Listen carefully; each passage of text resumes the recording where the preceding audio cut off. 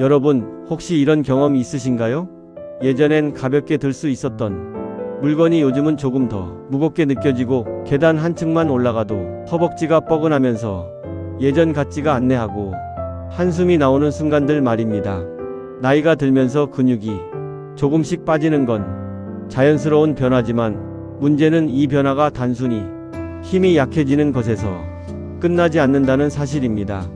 많은 분들이 근육이 줄면 허리 무릎 관절이 불편해진다고만 생각하시는데요. 몸속에서는 이보다 훨씬 중요한 변화가 조용히 시작됩니다. 겉으로 티 나지 않아 놓치기 쉬운데 사실은 혈관이 가장 먼저 영향을 받습니다. 실제로 최근 의료 데이터에서도 근육량이 줄어드는 속도와 혈관 기능이 떨어지는 시기가 매우 근접해 있다는 보고가 계속 나오고 있습니다. 그래서 오늘은 이 근육 감소라는 변화가 왜 혈관 약화로 이어지고 결국 동맥경화라는 결과까지 만드는지 그 과정을 아주 쉽게 풀어보려고 합니다. 우리 몸의 혈관은 생각보다 섬세합니다. 피가 흐르는 통로라고 하면 튼튼한 파이프를 떠올리지만 실제로는 머리카락처럼 가는 모세혈관부터 굵은 동맥까지 다양한 구조가 서로 연결돼 움직입니다. 그런데 근육이 줄어드는 순간부터 이 혈관들은 작은 충격을 받기 시작합니다. 근육은 움직여주는 기관을 넘어 혈당을 조절하고 혈액순환을 돕고 염증을 낮춰주며 심장과 혈관의 부담을 줄여주는 몸속 조력자입니다. 이 조력자가 줄어드는 순간 혈관은 그 부담을 고스란히 떠안게 됩니다. 특히 50대 이후에는 근육 감소 속도가 더 빠르기 때문에 예전과 똑같이 생활해도 혈압이 더 쉽게 오르고 붓기나 피로가 더 길게 남고 식사 후 답답함이나 맥박 증가를 느끼는 경우가 많아집니다. 이런 변화들은 단순한 노화가 근육 감소와 혈관 약화가 동시에 진행되는 초기 신호일 수 있습니다.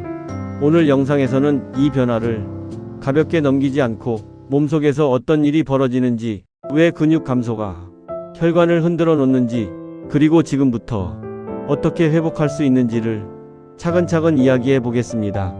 근육이 줄어들기 시작하는 순간부터 우리 몸속에서는 눈에 보이지 않는 변화들이 서서히 쌓여가기 시작합니다. 먼저 근육량이 줄면 몸이 혈당을 처리하는 능력이 약해지면서 혈액 속 당지방의 흐름이 불안정해지고, 이 변화는 곧바로 혈관의 내벽에 부담을 주기 시작합니다. 근육은 원래 혈당을 흡수하고 순환을 도와주는 대사기관이기도 합니다. 이 기능이 약해지면 혈관을 지켜주는 보호막도 함께 얇아지기 때문에 염증과 미세 손상이 쉽게 생기게 됩니다. 이 과정이 반복되면 혈관 속에서는 작은 염증 찌꺼기와 지질이 쌓이기 시작하고, 이게 바로 초기 동맥경화의 가장 첫 단계입니다. 즉, 근육 감소는 단순히 체력 저하를 넘어 몸속 혈관이 약해지는 출발점이 될 수 있습니다. 오늘 영상에서는 근육 감소가 어떻게 혈당과 지방 대사 문제로 이어지고, 그 결과 혈관 내벽이 왜 취약해지는지, 그리고 초기 동맥경화가 어떤 순서로 시작되는지 한 흐름으로 정리해 드릴 예정입니다. 이제 근육 감소가 실제로 몸속에서 무엇을 바꾸는지 조금 더 깊게 들어가 보겠습니다. 근육이 줄어드는 과정은 생각보다 더 복잡하고 몸 전체에 영향을 주는 큰 변화입니다. 눈에 보이는 건 힘이 약해진다는 현상이지만 그 안에서는 대사와 순환, 염증 조절 기능까지 한꺼번에 흔들리고 있습니다. 먼저 근육은 우리 몸에서 가장 큰 혈당 처리 기관입니다. 식사 후 혈당이 올랐을 때 근육이 그 당을 흡수해 안정시켜주는 역할을 하는데, 근육량이 줄어들면 이 기능이 약해지기 시작합니다. 이 변화는 곧바로 혈액 속 당과 지방의 농도를 높여버립니다. 혈당이 잘 정리되지 않으면 혈관 안쪽에서는 미세한 염증 반응이 자주 생기게 되고, 지방 입자들은 혈관 벽에 더 쉽게 달라붙습니다. 이게 바로 동맥경화의 초기 씨앗이 됩니다. 근육 감소는 또 하나의 큰 문제를 불러옵니다. 바로 혈액순환의 약화입니다. 근육은 움직임을 만드는 기관이지만 동시에 펌프 역할도 합니다. 다리 근육이 줄어들면 정맥을 밀어주는 힘이 떨어지고 이 과정이 반복되면 부종이나 저림, 순환 저하로 이어집니다. 이런 순환 저하는 혈관 내벽에 산소 공급을 불안정하게 만들고 내피세포라 부르는 혈관 안쪽 벽의 방어막을 약하게 만듭니다. 내피세포가 손상되기 시작하면 LDL 입자들이 그 틈으로 스며들기 쉬워지고 결국 염증과 지질 찌꺼기가 겹겹이 쌓이면서 동맥경화가 촉발됩니다.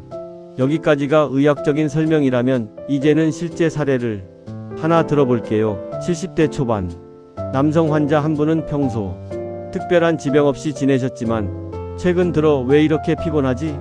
다리가 자꾸 분내하고 느끼기 시작했습니다.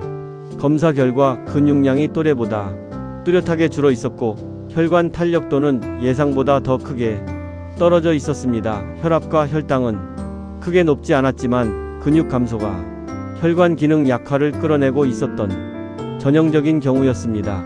이처럼 근육 감소는 단순한 체력 저하가 아니라 혈당 조절, 지방 처리, 염증 반응, 혈관 내벽 보호 등 여러 기능들을 연결해서 약화시키는 복합적인 변화입니다. 특히 50대 이후에는 근육의 회복력이 정말 빠르게 떨어져서 일상적인 행동만으로는 근육 유지가 어려워집니다. 따라서 근육 감소는 의도하지 않게 혈관 건강을 먼저 무너뜨리는 출발점이 되는 경우가 많습니다. 지금까지는 근육 감소가 몸속에서 어떤 변화를 일으키는지 그 근본 구조를 살펴봤습니다. 이 변화가 왜 혈당과 지방 대사, 그리고 염증 반응까지 모두 연결되는지 조금 더 구체적으로 풀어드릴게요. 근육이 줄어들기 시작하면 혈관 속 변화는 의학적으로 먼저 나타나지만 실제로는 몸의 겉면에서 먼저 느껴집니다. 많은 분들이 말합니다. 요즘 다리가 유난히 무겁고 아침에 일어설 때 흔들려요. 이런 변화는 근력이 약해져 혈관이 충분히 혈류를 밀어 올리지 못할 때 가장 먼저 발생하는 신호입니다. 또 한 가지 공통점이 있습니다. 걷는 속도가 눈에 띄게 줄고 평지를 걸어도 숨이 더 차고 계단을 오르내릴 때 예전보다 허벅지가 쉽게 떨리는 증상이 나타납니다. 이 변화들은 단순한 노화가 아니라 근감소 혈류 저하, 혈관 탄성 약화로 이어지는 초기 경고음에 가깝습니다. 근육은 피를 잡아주는 저장고 역할을 하는데 근육량이 줄면 혈류가 흐를 수 있는 공간도 줄고 혈관이 받는 압력도 불안정해져 작은 움직임에도 쉽게 피로가 몰려옵니다. 그래서 근육이 줄어드는 초기에는 무릎, 엉덩이, 발목 등 하체 관절이 먼저 시큰거리며 허벅지 뒷면이 타는 듯 뻐근하고 종아리가 자주 붓기도 합니다. 이때 대부분의 어르신들은 운동을 요즘 못해서 그렇지 날씨 때문이겠지라고 넘겨버리지만 사실은 근육 감소가 혈관에 직접적인 부담을 주고 있는 전형적인 시작점입니다. 이 변화를 제때 알아차리면 동맥경화를 막을 수 있는 가장 중요한 골든타임을 잡을 수 있습니다. 제가 가장 자주 보았던 패턴 중 하나가 바로 근육 감소가 먼저 시작되고 그 뒤에 혈관이 무너지는 전형적인 흐름입니다. 그 중에서도 72세 어르신의 이야기는 많은 분들께 꼭 들려드리고 싶은 사례입니다. 김 어르신은 특별히 아픈 데가 없다며 평소처럼 지내셨습니다. 다만 최근 몇 달 동안 다리가 쉽게 떨리고 오래 서 있기 힘들어졌다고 말씀하셨죠. 하지만 가족들은 운동 부족이라서 그래요. 날이 추워지면 다 그래요 하고 대수롭지 않게 넘겨버렸습니다. 문제는 그때부터였습니다.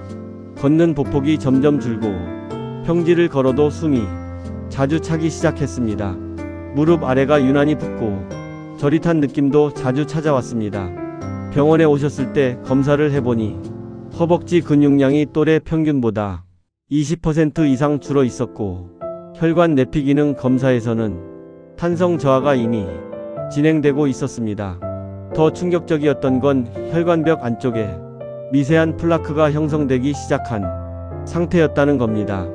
김 어르신은 혈압도, 혈당도, 콜레스테롤도 정상 범위였는데도 혈관은 이미 조용히 손상되고 있었던 거죠. 이유는 분명했습니다. 근육량 감소가 시작되면서 혈류 순환 능력이 떨어지고 혈관이 충분히 펌핑되지 않은 상태가 계속되면서 내피세포가 약해진 겁니다. 즉 평소 기록만 보면 건강해 보이지만 근육 감소 하나 때문에 혈관이 가장 먼저 지쳐버린 상황이었습니다. 김 어르신이 이렇게 말씀하셨습니다. 그냥 다리가 무거워진 줄 알았어요. 근육이 줄면 혈관이 먼저 상한다는 생각은 한 번도 해본 적이 없었어요. 다행히도 근력 운동을 점진적으로 시작하고 혈액순환을 개선하는 생활 습관을 병행하면서 6개월 후 혈관 내피 기능은 뚜렷하게 회복되었습니다. 하지만 만약 이 변화를 계속 방치했다면 지금쯤은 동맥경화가 확실하게 진행되었을 가능성이 높았습니다. 근육 감소는 단순히 힘이 빠지는 문제가 아니라 혈관 건강을 무너뜨리는 첫 번째 신호라는 것을 이 사례가 분명하게 증명해 줍니다. 지금까지는 근육 감소가 몸에서 먼저 느껴지는 변화와 초기 혈관 손상으로 이어지는 과정을 살펴봤습니다. 이제는 이 변화가 시간이 지나면서 어떻게 동맥경화라는 명확한 질병으로 발전하는지 조금 더 깊이 들어가 보겠습니다. 동맥경화는 혈관벽 안쪽에 지방과 염증 찌꺼기가 층층이 쌓이는 과정입니다. 이 과정은 매우 느리게 진행되기 때문에 대부분 증상 없이 지나가죠. 그런데 근육 감소가 이 과정을 훨씬 빠르게 앞당긴다는 사실이 문제입니다. 이유는 크게 3가지입니다. 첫째는 혈당 조절 실패, 둘째는 지방 대사 저하, 셋째는 만성적인 저강도 염증 증가입니다.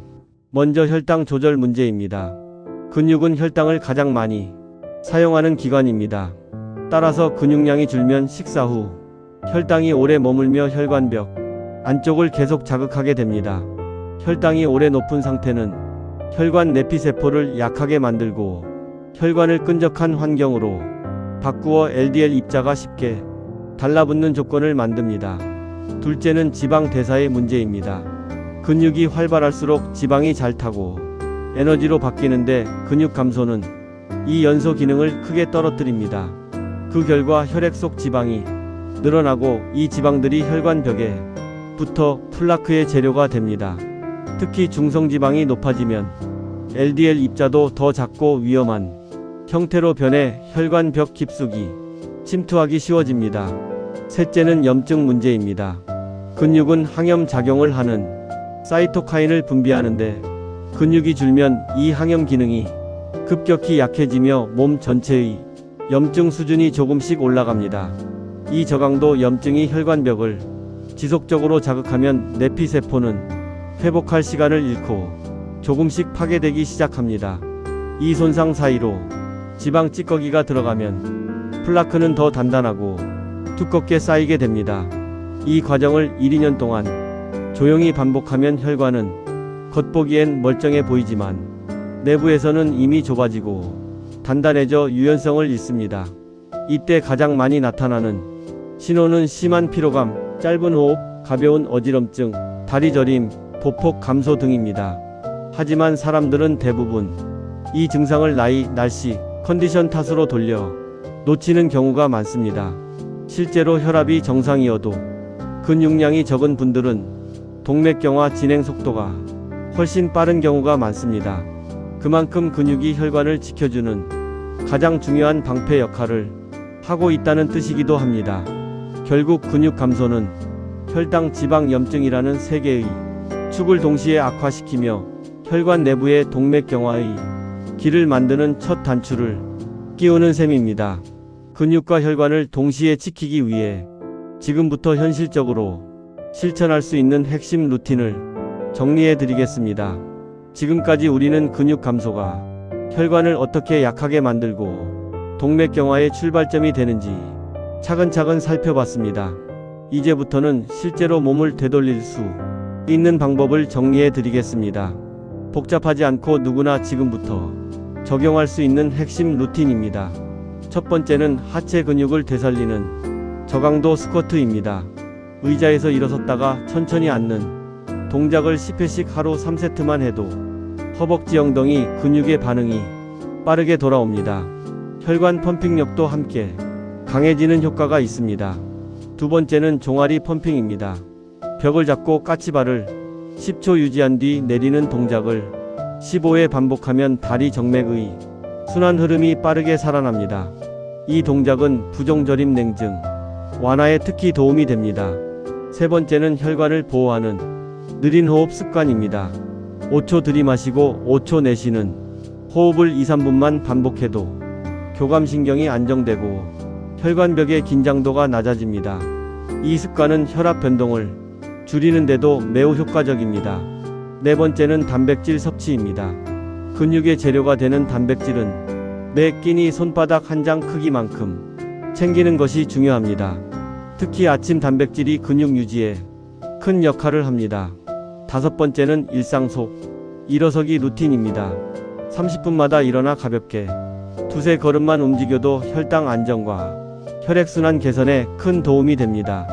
여섯 번째는 걷기입니다. 빠르게 걷거나 오래 걸을 필요는 없습니다. 10분에서 15분 정도만 허벅지가 살짝 따뜻해질 정도로 걷는 것이 가장 효율적입니다.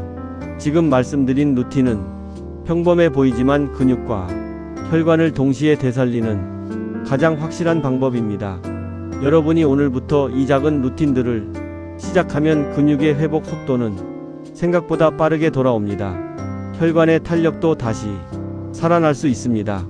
건강은 거대한 변화가 아니라 이런 작은 실천을 매일 쌓았을 때 비로소 되돌아옵니다. 오늘 내용이 여러분의 생활에 작은 도움이 되길 바랍니다. 그리고 다음 영상에서는 동맥경화를 막는 단 3가지 운동을 준비했습니다. 혈관을 젊게 유지하는 가장 효과적인 루틴을 구체적으로 안내해 드릴게요. 좋아요, 구독, 알림 설정은 여러분의 건강 루틴을 지켜주는 또 하나의 기억장치가 됩니다. 정확한 지식, 실천 가능한 건강, 튼튼 건강이었습니다.